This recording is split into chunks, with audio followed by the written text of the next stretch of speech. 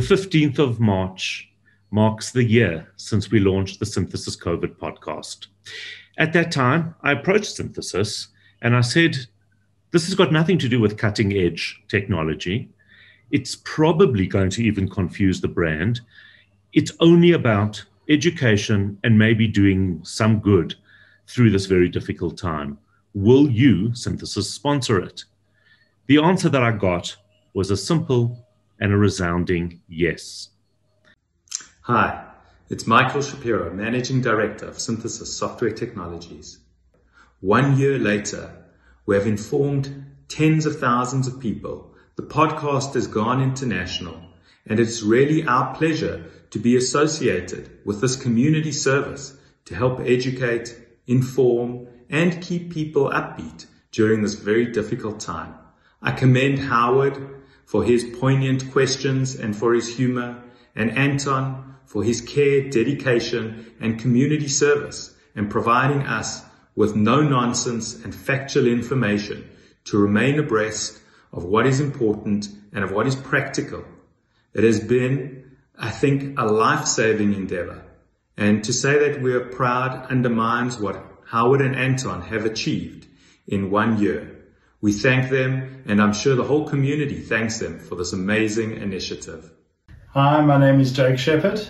I can't believe it's been a year since we started the Synthesis Sunday podcast, which is really a focus on trying to educate the South African public about coronavirus and about the pandemic and all the things that are involved in it. Obviously, when you're running a company, a technology company, and somebody comes to you and wants to know, do you want to pair your image with that of a virus in a pandemic? You have to think about it quite a lot. But I think we weighed it up against the benefits of informing the South African public about the virus and about the pandemic that we're all going through.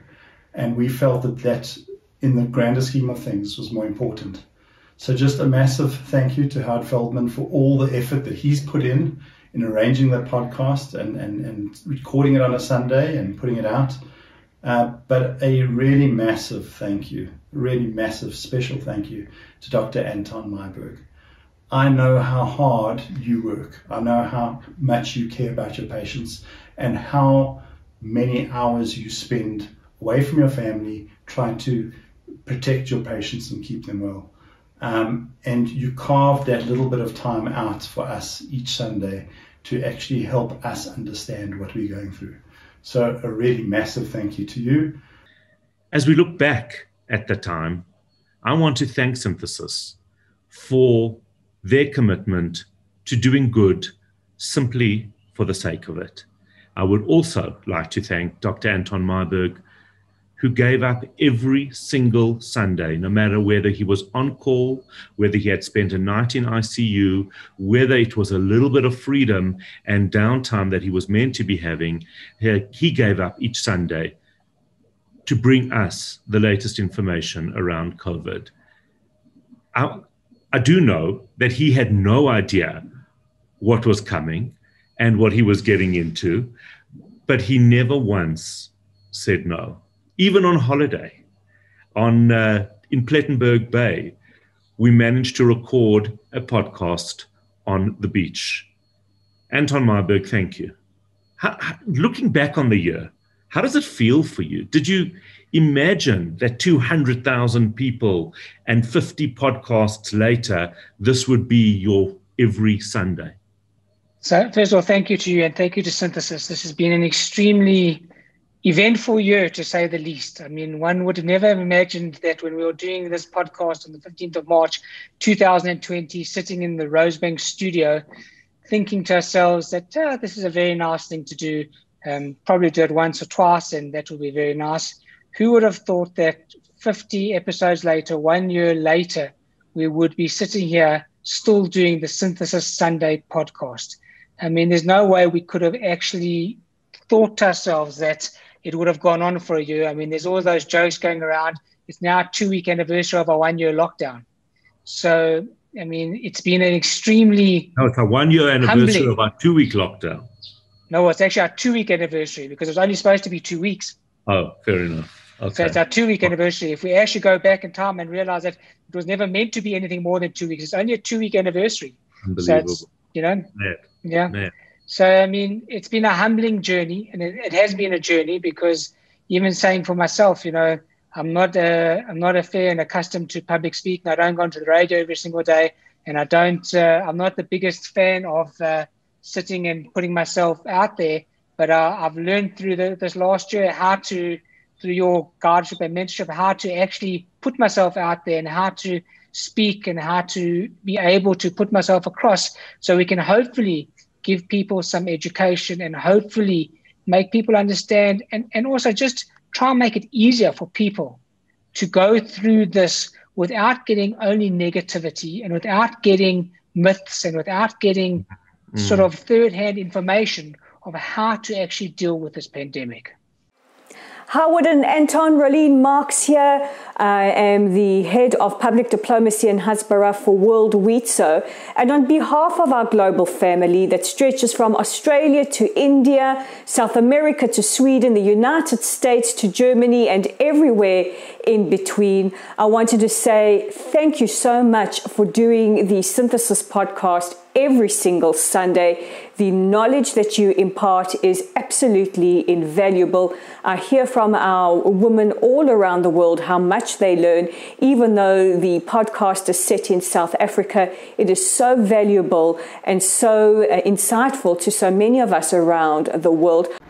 Hi, this is Mark Bloch, actually broadcasting from Hyde Park here in London. As you can see, I'm here on a very nice day in Hyde Park. Just want to say thank you very much to Howard and Dr. Marburg and to Synthesis. I've been watching religiously the podcast every Sunday. It's been so informative, having my whole family there. It's gotten us through. We really listen to it religiously to hear the latest coming out of it.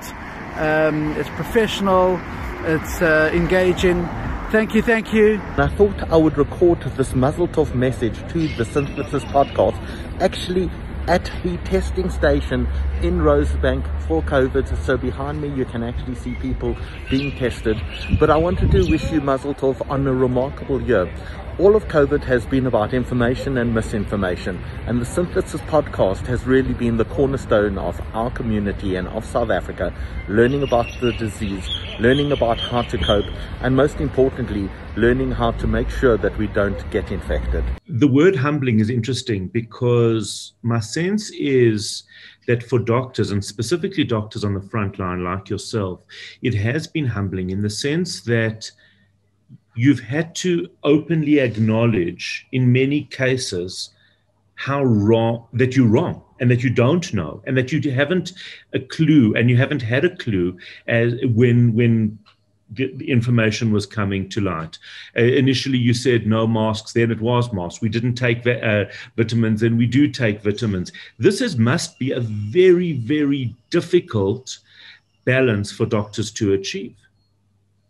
So that is true. It is a very difficult balance. I mean, as you say, we used to knowing what to do, when to do, and how to do. But here we've basically been caught with no idea.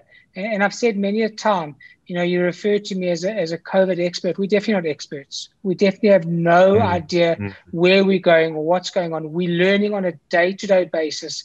And it's a group of doctors, it's a group of physicians, it's a group of scientists that are actually learning together as a team in a collaboration, working together to try and understand how to actually treat people. And that hasn't happened before in South African medicine. It's a new thing, where doctors are actually working together as a team for the greater good of the patients. So that's why it's been very humbling. What I also found fascinating is how many doctors have said to me that they use this podcast for information. I never imagined on my level that this would be an information segment for doctors as well. Hey, Anton and Howard, a huge mazel tov for the 50th episode of your Sunday Synthesis COVID podcast. This is really the most wonderful resource, and you certainly have kept the community up to date and informed. You have clarified misinformation, and I also have learned much from you. Also, Anton, for me personally, I feel humbled to have played some small role as the cardiologist in your team at Linksfield. We've all pulled together and supported each other over the last year. We have witnessed much success, but heartbreak too. I therefore would like to read you the most relevant post from the European Society of Cardiology. In these testing times, never has community meant so much. Never have we relied on each other as we have during this pandemic. Your selfless dedication to your patients and to the mission that we all share is a source of enormous pride. You continue to share your science, experiences, and help each other out. Kola kavod to you both. Thank you so much. Hi guys, this is Barry Schmeiser here. I'd like to congratulate you heartily on the forthcoming 50th episode of the Synthesis podcast. What a fantastic service it's rendered to both public and medical profession alike. Howard, firstly to say to you, you conduct the program really brilliantly, and the nature of the questions that you assemble are terrific. So thank you, and a big shout out to you for that. Anton Myberg. Anton, I have to commend you for the fantastic service that you've rendered, not only to the patients that you've cared for, and I'm certain the many lives that you've saved, but also to the medical fraternity. I have to say I've learnt an absolute fortune from you, and I've been able to pass this on in my own practice. But Anton, what is this nonsense about there's only one red team? You are totally misguided, my friend. I am the one who supports the greatest red team on the planet. Just look behind me over here. You are misguided in what you say, and I can only hope, you're a wonderful lad, but going forward, you finally see the light. Glory, glory, Man United, Anton, and I hope this irritates you immensely. All the best to you guys, and congratulations on a brilliant program. So yeah, I think that we'd specifically take it for granted that what I'm doing, everybody else knows what I'm doing because I'm doing it all day long, 24 hours a day. I'm stuck in the ICU. I'm treating these type of things. But you actually realize, and I think that's the whole purpose of where we've been going for the last year, is that there's a bigger community out there. The people that have got a thirst for knowledge, that have got a thirst for not having to want to go onto Google and look up facts and hear things, that they want to actually understand and know what's going on from a first-hand basis, from someone who's actually working in the ICUs, from someone who's actually on the front line. So it can be explained in a sense that it's easy to understand and it's not hypervoluted. Amazing, because it really is a phenomenal privilege, I guess, to be able to share this information that everybody needs. We've spoken throughout the year, obviously, on a personal level, on a public level. Some of the days that you really could barely put one foot in front of the other. Some of the days where you were emotionally and physically broken, that you've had to sit with a patient and say the prayer for the dying because the families weren't allowed in. Is there a way for you to process this year, or do you need to wait until this is all over before you realize and before you can afford to look back and really feel that which you should have been feeling throughout? So I think it's an inherent, I don't want to say the word talent, but it's an ability of doctors to be able to box things. You know, in order to survive in this type of jungle warfare that we've been going through, you actually have to take each case, you've got to put it in a box and store it for another day. Because if you allow every single case to accrue and every single case to work its way up and basically just land up piling on top of each other, by the end of the day, you'll be so depressed and you'll be so disturbed mentally and physically that you won't be able to carry on. And a lot of people say about oncologists that they're the coldest people out there. But oncologists deal with the same type of thing when they're giving bad news to families and dealing with that type of thing. And you've got to remove yourself in some sort of way so that you can deal with it further. So right now, and I think the majority of doctors are doing this, is that you're useful to the next patient. Well, that's it. I think most doctors are basically boxing their feelings, boxing their emotions, and saving it for a lack of better, a rainy day. And hopefully when they address that, they'll be able to address it in an environment where it doesn't impact on their emotional well-being. Yeah. And in terms of family, in terms of your family? So, one underplays what their own family have to go through when you're in the limelight and when you're on the front line. But it's been extremely difficult for my family. It's been extremely difficult for my kids. My middle daughter told her teacher that my father's intubating patients and exposed to the spit from the patients, so we had high risk.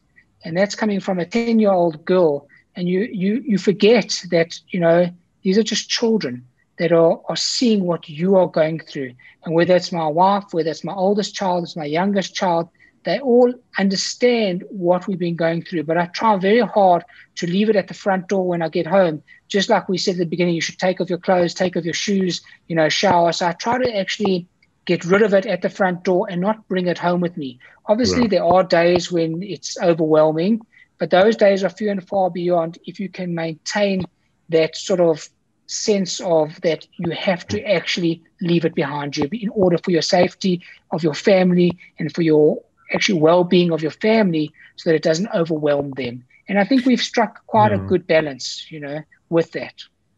What's interesting as well to me is that doctors have, over the last couple of years, joked about Dr. Google and how people come to you for a second opinion. The pandemic has highlighted or exacerbated that. So much, much more. We've all become virologists, immunologists. We've got this, we speak the language as though we've done it our whole lives. In some ways, that must be good, but in some ways it must be quite frustrating. How have you managed these conversations? So yes, everybody these days is now an epidemiologist, or everybody is second chair to Dr. Anthony Fauci, or everyone's got their scholarship from the University of Google, and that's fine. We've got no issue with that, but that just means we've got to up our game. We've got to stay on top of things. We've got to know all the answers to all the questions. Sometimes we don't have the answers, but we've got to know all the studies. And that's the whole point of this collaboration of doctors that are feeding each other with information the whole time so that everyone can stay on top of their game and actually be able to engage with all these questions that we wouldn't be able have had to discuss before. And so much so that the Google professors have allowed us to engage better with families on a different level. So there's a better understanding of what the patient is going through and what the medication is and what the side effects are. And you can discuss things on a much more educational, academic level with families than we could before. Give me 3 ways that the pandemic has changed Anton Marburg. I've become a lot more serious in life, taking things that I used to take for granted that are no longer taken for granted. I've become a much more diligent runner to run off my actual anxiety and stress and fears and to clear my mind. And I've learned how to appreciate my family much more than I ever could believe that was possible. Absolutely amazing. That is where we're going to leave this. I just wanted to thank you on behalf of Synthesis, on behalf of our 200,000 viewers, on behalf of everybody who waits every Sunday for the podcast, and certainly on a personal level, I've seen the incredible commitment and the incredible amount of work that you do for community, for patients, for everybody around, and as well for the Synthesis community. Thank you, Anton Marburg.